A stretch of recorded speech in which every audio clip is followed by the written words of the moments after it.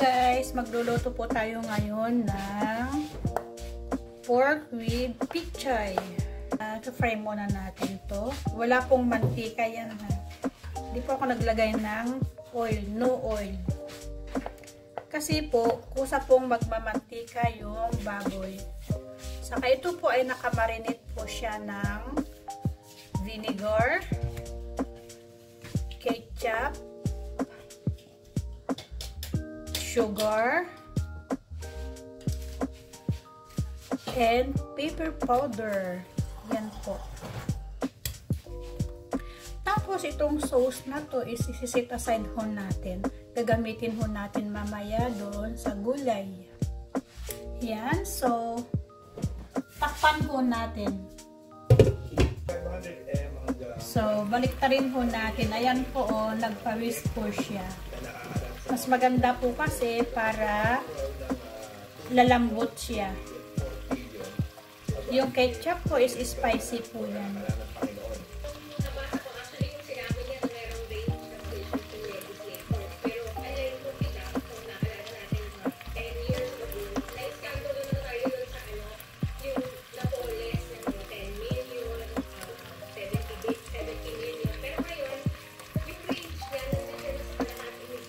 Takpan ho natin ulit.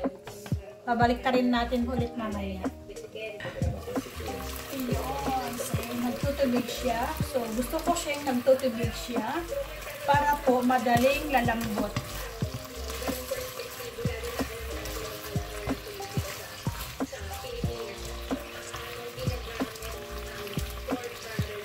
Hanggang sa mag-dry siya. Lang po para hindi po masusunog.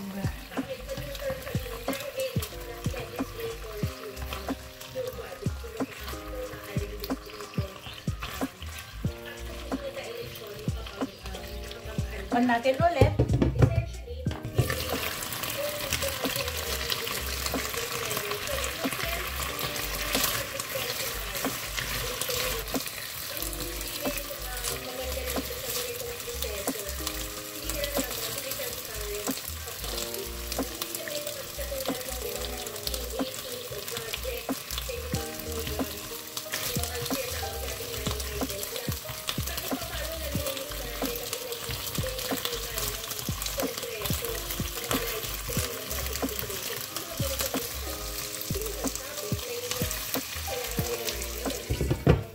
So, hayaan po natin na magmamantika.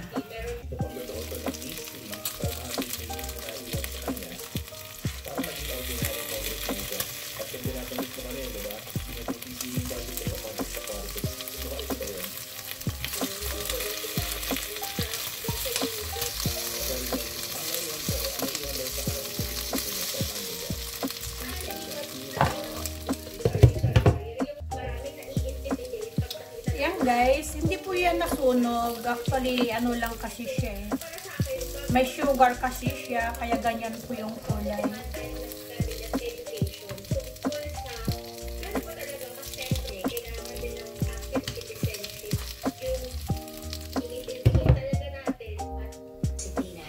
Yan guys, pwede na. Pwede na hanguin.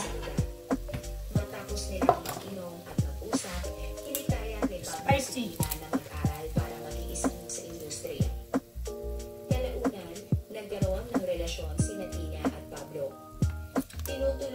So ngayon, hindi po natin huhugasan, bagkos ganun lang po natin para matanggal yung itim-itim. Actually, ano po yan eh, sugar niya yan. Hindi po sunog yan. Lagay ko na yung gulay, yung pitsay Tagalog. Ay, pitsay Chinese.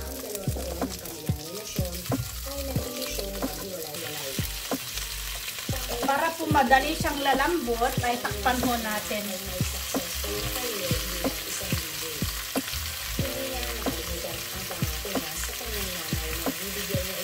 Ayan, takpan ho natin.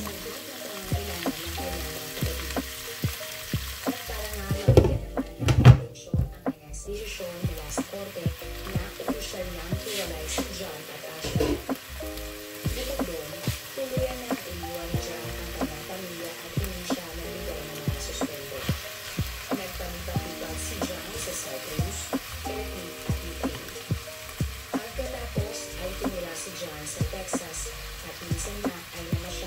So, ilagay na ho natin yung sauce niya. Ito po yung sauce pinagsusan ko kanina. Malaki ang interes niya sa stocks. Andun niya nakukuha ang pera na ginagastos niya sa pagbabakasyon na ang regalo kay Tina nang Tubigan mo natin to konti. Siguro na kasi na magkakilala sina John at Tina na patuloy ang kanilang long distance relationship. Isang beses ay nagpunta sa Colombia si John para makilala ang pamilya ni Tina. Kahit na gustuhan din ni Laura ang bagong boyfriend ng anak dahil nakita niyang magalang si John at mahal ang kanyang anak. Suportado naman ni John ang career na meron si Tina bilang isang DJ. Gusto ni Tina na magpa-rhinoplasty at nang marinig nga ito ni John, eh siya pa mismo ang nanghikayat para ipagpatuloy iyon ng kanyang girlfriend. So, Si John pa umano ang nagbayad. takpan ho natin ulit. Balik ta rin ho natin. John ay nakipag-break si Tina. Agad-agad namang sinino ni John si Tina. Sinabi ko ni John kay Tina na may balak na siyang manirahan sa Colombia para magkasama na silang dalawa. Nagagalit ni Tina si John sa kanyang mga club na pinupuntahan habang siya ay nagtatrabaho at sila ay nag-iinom din. Kinabukasan, sinimulan na nga ni Tina na ilipat ang kanyang mga Yan guys, hindi ko na po siya tatakpan. Nag-send pa nga si Tina na mga videos. Kailangan na sa high fire lang po para madali siyang madry. Ma-absorb po niya yung chili ketchup. Anak ng sarili nitong pamilya. Ngunit, lingid sa kaalaman, isang garbage collector ang may napansin na isang basurahan na malapit sa isang airport. Nakita niya ang isang nakinong suitcase at natutuhanin niya ito. Nagtaka ang lalaki dahil sobrang bigat nito kumpara sa ibang plastic na mga basura. Kuditis kaya. Nang buksan na ito, tumambad sa kanya ang isang malaking plastic na kailangan mga bakas sa dugo. Dahil ayaw niya mag-rich collector ay isang laging babae. Nakilala nga ito na si Tina. Bukod pa rin, isang plastic din ang kanilang nakita. Laman ng plastic ay ang mga ID at papeles ni Tina.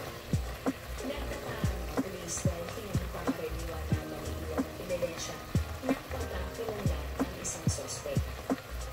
Nang kanilang araw, bandang 7:45 ng gabi, napatanggap si Laura ng tawag mula kay Pablo at sinabing patay na si Tina.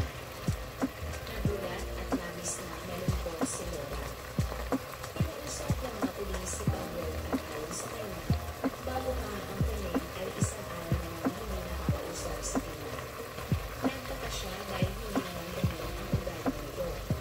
Sinabi din ni Pablo na ang posibleng may gawa pa ng kanyang kay Tina ay ang possessive nitong boyfriend na si John. Ilang bet ang kanyang ito.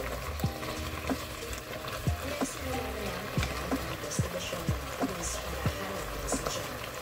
Pinagdaan siya si Tina at dala ang mga gamit nito. Nakalipas ang ilang oras, nahagip ng CCTV na lumabas mag-isa si John at may dalang trolley. Pinaniniwalaan na laman ng trolley ang lumusot na hirap isakay ang blue suitcase sa kanyang kotse. Sinundan ng mga pulis kung saan nagpunta ang kotse at nakita nga nila itong nagpunta sa kale kung saan nakita ang lalim ni Tina. Na-trace ng mga pulis na nakaalis na si John papuntang Panama.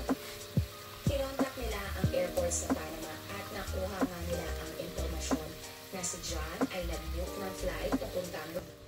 Sa initial statement ni John, sinabi niyang ang tinatakasan niya ay ang kartel na nakaaway niya o batas sa extradition sa Sibing makatakas siya sa krimen. Ayan guys, ready to eat na po. Ayan. Thank you for watching. Let's eat na po. Bye.